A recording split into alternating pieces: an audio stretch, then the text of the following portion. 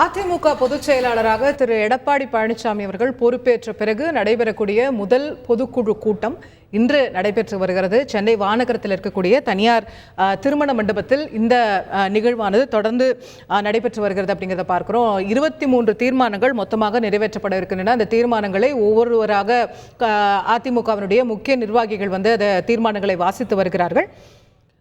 இந்த தருணத்தில் நம்மோடு பத்திரிகையாளர் திரு கோட்டீஸ்வரன் அவர்கள் இணைந்திருக்கின்றார். கோட்டீஸ்வரன் வணக்கம். இந்த தீர்மானங்களை பார்த்திருப்பீங்க, 23 எதிர்பார்த்த மாதிரியே பெரும்பாலானவை திமுக அரசை கண்டித்திருக்கக்கூடிய தீர்மானங்கள்.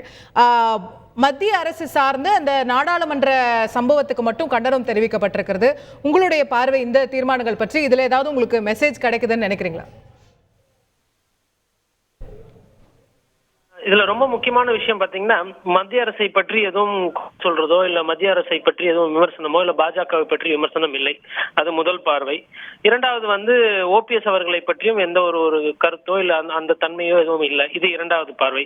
இது ரெண்டுத்தையும் நம்ம எப்படி பாக்குறோம்னா, இன்னைக்கு இருக்கக்கூடிய அதிமுக தலைமை, அதாவது எடப்பாடி பழனிசாமியில் இருக்கக்கூடிய அவரோட தலைமையில திமுக எதிர்ப்புன்றதான் நம்மளோட முக்கிய பிரதான பிரச்சனை. அதை ஒண்டி நம்ம கூர்மையா கவனிக்கணும் அப்படின்ற மாதிரி யோசிச்சு இந்த 23 தீர்மானத்தையும் அவங்க வடிவமைச்சிருக்காங்க. இது ஒரு வகையில் இது ஒரு ஸ்ட்ராட்டஜியா இருந்தாலும், இதுல என்ன அவங்களுக்கு பாதிப்புனா, ஓபிஎஸ் அவர்களை பற்றி பேசாம இருப்பது அது ஒரு வகையில நல்லதுதான் அவங்களுக்கு. என்ன காரணம்னா, போன தீர்மானத்துக்கும் போன பொதுக்குழுக்கும் இந்த பொதுக்குழுக்கும் பாத்தீங்கன்னா 3 வித்தியாசம் தான். ஒண்ணு, போன வாட்டி இரட்டை தலைமை, இந்த வாட்டி ஒரே தலைமை. போன வாட்டி பிஜேபியோட கூட்டணியில் இருந்தாங்க, இந்த வாட்டி கூட்டணி இல்ல. போன வாட்டி நாடாளுமன்ற தேர்தலுக்கு உண்டான அறிகுறியோ இல்ல தேவை இல்லை. இப்ப நாடாளுமன்ற தேர்தலுக்கு தேவை இருக்கிறது இன்னும் 4 மாசத்துல.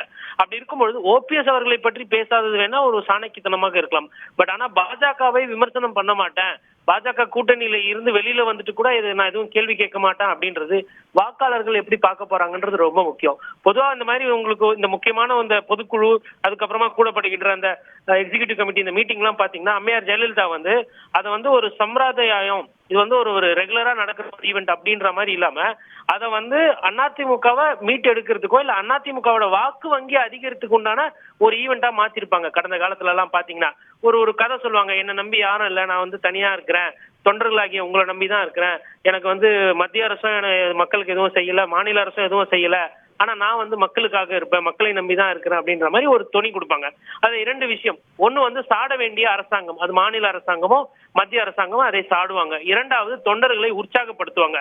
பட் அந்த 2 துணி இதுவரை நடக்கிற இந்த தீர்மானத்துல வெளிப்படல. ஒருவேளை எடப்பாடி பழனிசாமி அவர்கள் இந்த துணியில பேசினாரு, இந்த தோரணையில போனார்னா, அவர் அம்மையார் ஜெயலலிதாவை ஃபாலோ பண்றாரு நம்ம புரிஞ்சுக்கலாம். குறிப்பா இன்னும் 4 மாசத்துல தேர்தல் வைத்துக் கொண்டு நேற்று 2 தினங்களுக்கு முன்னாடி கூட நிர்மலா சீதாராமன் அவர்கள் என்ன சொல்லியிருக்காங்கன்னா, 2015 ஃபிளட்டுக்கு பிறகு தமிழக அரசுகள் எந்தவித பாடத்தையும் கற்றுக்கொள்ளவில்லை. அம்பத்தூர் எஸ்டேட் தண்ணியில மூழ்கிச்சு, வியாபாரம் நடிஞ்சு போயிருக்கு. அது அம்பத்தூர்ல வியாபாரம் நடிஞ்சதுன்னா மொத்த தமிழகத்தையும் அது பாதிக்கும். இண்டஸ்ட்ரியல் எஸ்டேட்ஸ் எல்லாம் நல்லா வச்சுக்கணுன்ற மாதிரி ஒரு கருத்து சொல்லியிருக்காங்க. அது கருத்தல்ல, குற்றச்சாட்டு. கிட்டத்தட்ட அதிமுக எந்த பாடத்தையும் செய்யல, ஸ்மார்ட் சிட்டி போன்ற விஷயங்கள் எல்லாம் நீங்க எதுவும் பண்ணலன்னு சொல்லியிருக்காங்க. ஆனா இன்னைக்கு டிடி நெக்ஸ்ட் பத்திரிகையில அண்ணன் ஜெயக்குமார் அவர்கள் ஒரு பேட்டி கொடுக்கிறாரு. பாஜகவோட எந்த கூட்டணியும் கிடையாது, பாஜக இன்னும் நிறைய செஞ்சிருக்கலாம், பாஜக இன்னும் சரியா செய்யலன்னு சொல்லியிருக்காரு. பட் அது பத்தாது. ஜெயக்குமார் போன்ற தலைவர்கள் பேசுவதோ, சி.வி. சண்முகம் அவர்கள் பாஜகவை சாடுவதோ மக்கள் அதை அதை பெரிதாக ஏற்றுக்கொள்ள மாட்டாங்க.